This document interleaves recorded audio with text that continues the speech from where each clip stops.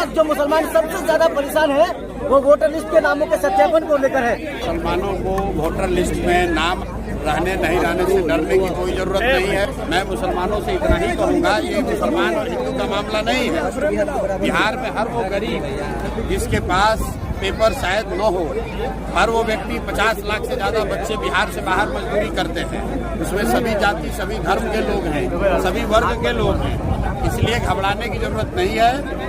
ऐसा होता है, ये एक तरह से भाजपा का षड्यंत्र है। वो कोशिश कर रहे हैं कि वो लोग जो भाजपा के खिलाफ वोट दे सकते हैं उनका नाम काटा जाए, लेकिन ये नाम काट नहीं पाएंगे। अगर आपको इलेक्शन कमीशन अभी आपका नाम काटने का धमकी दे रहा है या आपको डरा रहा है तो आपको लगे रहना है। चुनाव आते आते सबका नाम शामिल होगा, जिसका नहीं होगा उसके लिए हम लोग लड़ाई लड़ेंगे, सारे दल वाले लड़ेंगे। इससे डरने की जरूरत नहीं है। आप डरिएगा तो सब कोई डराएगा। अपने हक के लिए आपको खड़ा होना है और वोट देना सबसे बड़ा अधिकार है। कोई आपका वो अधिकार छीन नहीं सकता है।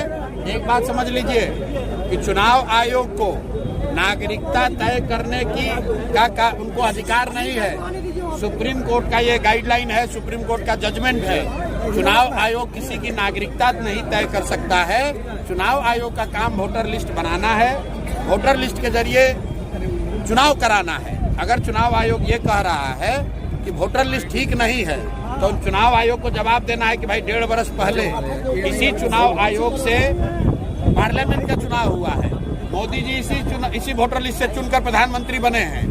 तो अगर वोटर लिस्ट खराब है, गलत है, तो मोदी जी क्या फिर से इस्तीफा देकर फिर से चुनाव लड़ेंगे? और अगर चुनाव आयोग ये कह रहा है कि लोकसभा चुनाव के बाद नेपाल से बांग्लादेश से लोग आ गए, तो ये बताए कि भाई बिहार में सरकार किसकी है?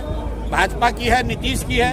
तो ये भाजपा नीतीश के सरकार के रहते बांग्लादेश और नेपाल से लोग आए कैसे? तो भैया ये संभव नहीं है। ये शुरुआती कीदड़ भभकी है, इससे डरने की जरूरत नहीं है। जिसका नाम कट रहा है आप अब तुरंत हम लोग से संपर्क कीजिए।